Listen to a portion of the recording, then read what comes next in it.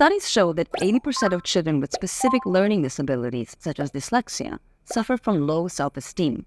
70% say they feel stupid. Studies also show higher levels of anxiety and depression.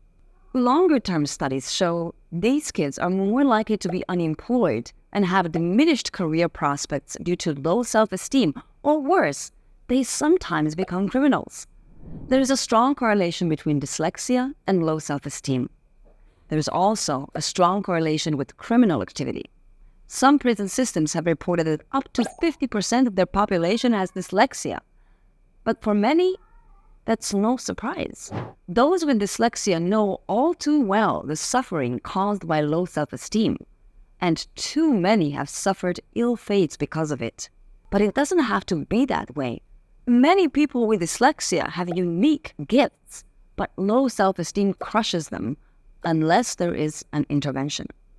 Neuroscience and psychology have given us simple, proven practical techniques for boosting self-esteem and unleashing a person's true potential. Techniques that work for children and adults alike. So why not use them? And no, I'm not talking about the self-esteem movement of the 80s and 90s. Those techniques proved to be an absolute disaster. We know better now. Sheltering kids from adversity and giving 8th place trophies only leads to snowflakes. But there are simpler, easier techniques that do work. We'll cover them. The 5 simple changes in this video can be the difference between a child growing up to succeed in their dream job and living on your Cheeto-covered couch playing video games at age 30. So stick around and learn what they are. Jennifer watched with pride and concern as her son Jake played with his building blocks. At 4 years old, he had a smile that could light up a room, but she couldn't shake the nagging feeling that something wasn't quite right. His vocabulary wasn't up to par with other kids his age. He often struggled to follow simple instructions. Even learning to tie his shoes had been a struggle, his little fingers fumbling with the laces as frustration etched onto his face. Jennifer pushed her worries aside. "You're so smart, Jake," as he held up his latest creation. Jake started kindergarten. At first, things seemed to be going well. Jake came home with stories of new friends and fun activities, his eyes sparkling excitedly. But when he hit 1st grade, that nagging feeling came back. Alexander was having a terrible, horrible, no-good day, but Jake didn't seem to understand that. Paddington was no better, and even Charlie's chocolate charades did not interest him. Jake was beginning to fall behind his classmates. His teacher said it was just a phase. Jake would catch up in no time. Jake had gained a reputation as the class clown. He would make funny faces during story time. He would balance his pencil on his nose during math. His teacher, frustrated by his antics, would send notes home urging Jennifer to encourage Jake to focus more on his studies. Jennifer felt torn. Part of her wanted to march into the school and demand answers, to insist that there was more to Jake's struggles than just the lack of effort. But another part of her, the part that trusted in the wisdom of teachers and the education system, whispered that maybe she was overreacting. Maybe Jake just needed to work harder and put in more effort. She sat with Jake every evening, reviewing his homework until the numbers and letters blurred together, constantly telling him how smart he was. Still, she noticed that Jake's shoulders slumped during homework. When asked about school, he looked to the ground. As much as she wanted to believe that everything would work out, Jennifer's instincts kicked in. She scheduled a meeting with Jake's teacher. Jennifer sat across from Jake's teacher, her hands clasped tightly in her lap. "Jake needs to try harder," the teacher said, her voice tinged with exasperation. "More homework and tutoring will help him catch up." Jennifer nodded, her heart heavy with disappointment. She had hoped for some new insight or solution, but instead it was the same old story, the same old recommendations that Jennifer had heard time and time again. She hired a tutor, a kind-faced woman with a gentle demeanor who promised to help Jake unlock his potential. Every day after school, Jake would sit at the kitchen table, his small face scrunched up in concentration as he worked through piles of extra homework. But things only seemed to get worse. Jake's grades continued to slip. Then he said it. "I'm stupid. I'll never be smart like the other kids." And Jennifer's heart broke. She reached out to the school again, desperate for help. "He's not that far behind," they said. Jennifer felt helpless. She had always prided herself on being a good mother and on being able to provide for her son's every need. But now she felt like a failure. What kind of mother couldn't help her child succeed? She felt like she was running out of options, out of hope. She felt like she had tried everything. But she dried her tears, squared her shoulders, and resolved to keep pushing forward, no matter how hard it got. As Jake entered 3rd grade, the cracks in his educational foundation widened. His reading was slow. He was embarrassed to read in front of the class. He told his mom that the letters sometimes jumped. His struggles became harder to ignore. He would come home with crumpled worksheets stuffed into his backpack, the red marks of his teacher's corrections screaming out from the page. The effects of his reading difficulties soon began to ripple outward. In math, he struggled to decipher word problems. In science, the complex vocabulary left him feeling lost and confused. His grades slipped even more. Jennifer clung to her belief in his intelligence. She praised him constantly. "You're so smart, Jake. You can do anything you set your mind to."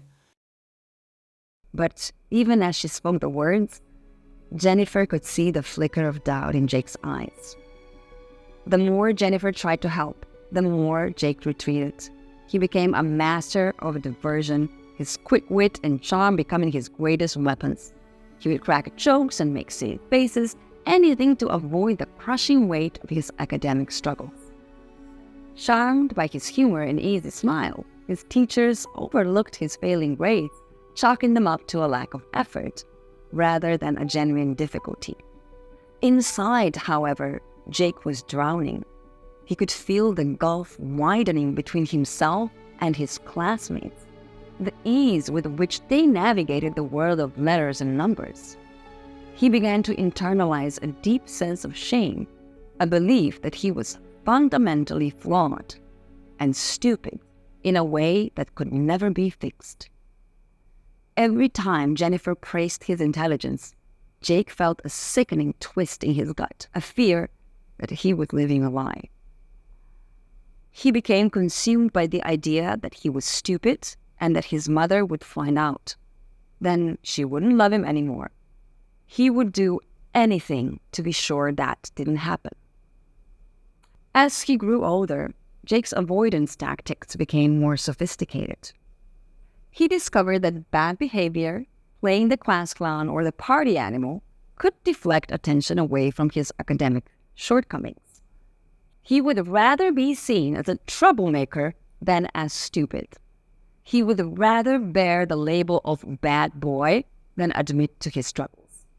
After barely graduating high school, Jake bounced from job to job, his quick wit and charm opening doors that his lack of skills quickly slammed shut. Any time reading or writing was required, he would find a way to self-sabotage, getting himself fired or quitting before his inadequacies could be discovered. At 30 years old, Jake found himself living at home, picking up odd jobs for pocket change. But what if things had gone just slightly differently early on? Let's look at an alternate reality. In this alternate reality, Jennifer discovers a few very simple but important neuroscience and psychology-based discoveries. She realizes how she can make some very simple changes that, over time, have dramatic results. 4 small changes. 4 small changes changed Jake's direction entirely. 4 small changes saved her hours and hours every week, not to mention the emotional grief she had been going through. She first discovered the concept of small wins, also known as Kaizen, and learned how to implement the idea into Jake's learning. Within only a few weeks, Jake's attitude began to change. Slowly at first, but then faster and faster. Jennifer remembered the first time she sat down with Jake to break down his homework into smaller, manageable steps. She could see the apprehension in his eyes, the fear of failure that had become so familiar. But something incredible happened as they worked together, focusing on each tiny victory. Jake's face lit up with a smile as he saw the problem he had been struggling with for days, and Jennifer felt a rush of joy and relief that brought tears to her eyes. From that moment on, Jennifer became a master of celebration. She would create colorful sticker charts to track Jake's progress, each a visual reminder of how far he had come. She would do a silly dance every time he mastered a new sight word, her laughter mingling with his in a moment of pure, unbridled happiness. When Jake finally read his first chapter book from cover to cover, Jennifer threw him a surprise party with balloons and a cake that read, "Congratulations, my little reading rock star." As Jennifer delved deeper into educational psychology, she discovered the power of a growth mindset pioneered by Dr. Caroline Dweck. She realized that her well-intentioned praise of Jake's intelligence had held him back, making him fear failure and doubt his abilities. So she consciously tried to change how she spoke to him, focusing on his effort and resilience instead. When Jake struggled for hours with a particularly challenging math concept, Jennifer sat by his side, her hand on his back as he worked through problem after problem. And when he finally had his aha moment, she hugged him tight and whispered, "I'm so proud of how hard you worked, Jake. You never gave up, even when it got tough. That's what makes you amazing." Jennifer also researched cognitive microskills. She was determined to give Jake every tool she could to succeed. She created games and activities to help him strengthen his auditory processing, like Which Rhyme, where Jake had to listen carefully to a series of words and pick out the words that rhymed, improving auditory discrimination. Or the Holy Stuff exercise, where a picture is slowly revealed and he says what the thing is as quickly as possible, improving visual discrimination. She incorporated movement into his learning, doing coordination exercises before homework to improve his mental state, increase proprioception, and increase neuroplasticity. The road was long and sometimes bumpy, but Jennifer always kept sight of the goal. She celebrated every milestone along the way, from the day Jake came home with his first B on a test to the moment he stood on stage at his high school graduation, a beaming smile on his face as he accepted his diploma. When Jake called her from college, his voice filled with excitement as he told her about his latest engineering project, Jennifer felt a rush of emotion that took her breath away. She knew that every late night, every moment of frustration and doubt had been worth it. She had helped her son become the best version of himself. She had given him the confidence and skills to chase his dreams and make them a reality. Looking back, Jennifer knew that the journey had been a testament to the power of love, perseverance, and the unshakable bond between a mother and her child. And as she watched Jake build a life filled with purpose and joy, she knew she would do it all again in a heartbeat. So let's recap what happened in scenario 1, the version of the story in which Jake did not get the help he needed and continued to struggle throughout life.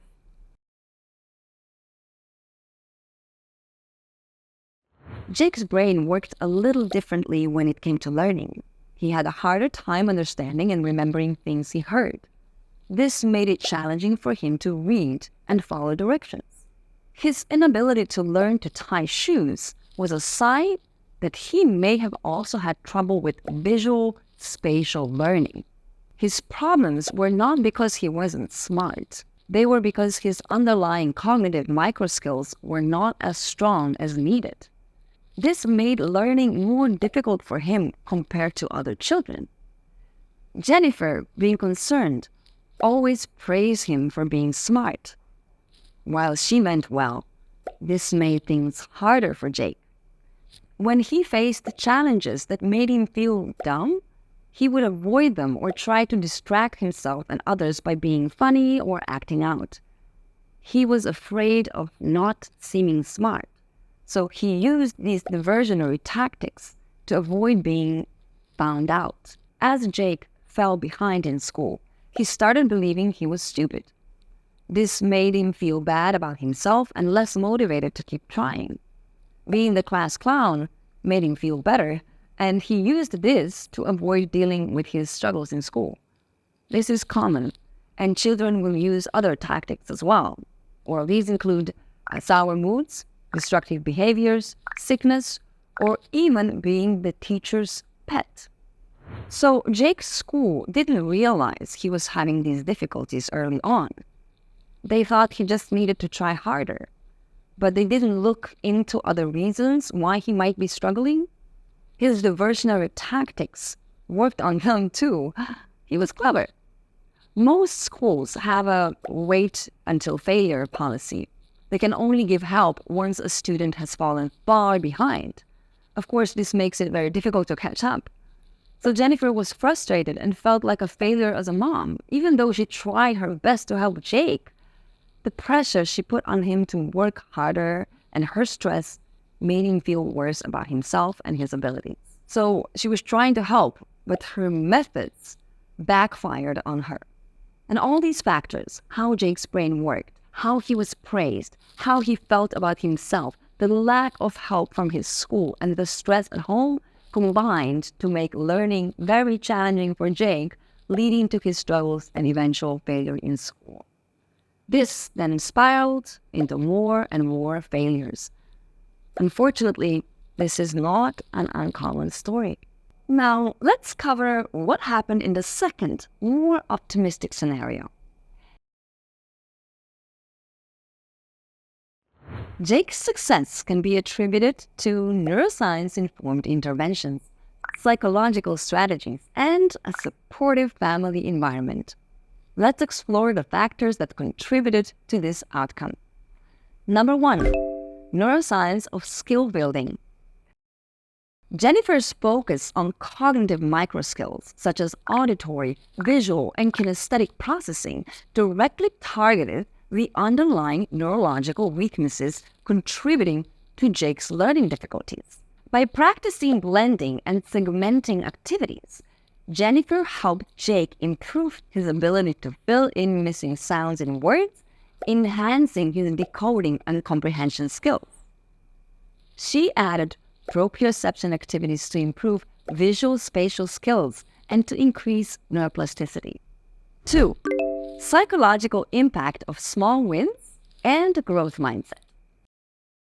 Jennifer's emphasis on celebrating small wins and adopting a growth mindset profoundly impacted Jake psychologically. By using positive reinforcement and reward systems, Jennifer helped reduce Jake's homework resistance and build his confidence in his abilities. Jennifer fostered a growth mindset by shifting her praise from Jake's innate intelligence to his effort and perseverance. 3, generalizing learning skills. As Jake gained confidence in his abilities, Jennifer encouraged him to apply his skills across various contexts and make connections between subjects. Using real-world examples and cross-curricular activities, Jennifer helped Jake enhance his understanding and retention of the material. This approach strengthened Jake's academic skills and helped him develop a broader set of problem-solving strategies. 4. Emotional impact and love of learning. Jennifer's efforts to address Jake's specific learning challenges helped reduce his frustration and cultivate a more positive relationship with learning. Using strengths-based approaches and celebrating his progress, Jennifer helped Jake overcome the emotional hurdles associated with his dyslexia, fostering a genuine love for learning. 5. Grit and overall success.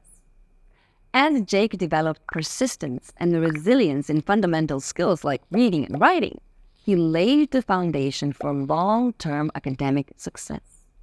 Jennifer encouraged a growth mindset and celebrated Jake's effort and perseverance, helping him build the grit to overcome challenges and reach his full potential. Using the Brain Bloom system, parents can easily incorporate these principles into their child's learning. It's a simple, step-by-step process that is easy to follow. Right now, you can get a free trial so that you can start today. There's a link in the description. Throughout the story, we see how a few small changes made by a mother had profound effects. There's loads of research behind those techniques, but there are many other concepts mothers can explore. Neuroscience and psychology have revealed so much in just the past few years. Since an informed mother is a supermom, we made a video covering the recent discoveries. Want to know these mom secrets? Well, watch the video right here titled The Superpowers of Moms.